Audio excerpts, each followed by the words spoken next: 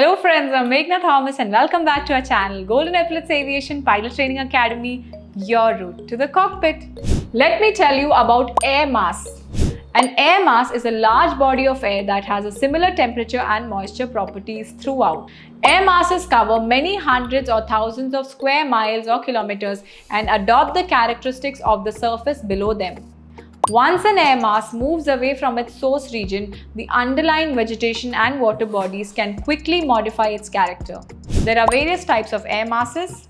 They are classified by the region of origin, which can be Arctic, Antarctic, polar and tropical or equatorial. And they can also be classified by the route that is followed by the air mass. It can be continental or maritime. As a general rule, Arctic and polar air masses are cold, while the tropical and the equatorial air masses are relatively warm. Continental air masses are generally dry because they give up most of their moisture while traveling over the land. In contrast, maritime air masses pick up moisture during their passage over the sea and are relatively moist. So now you understand what air masses are. For more such informative videos and updates, keep following our channel Golden Epaulettes. What are you waiting for? Come, let's fly!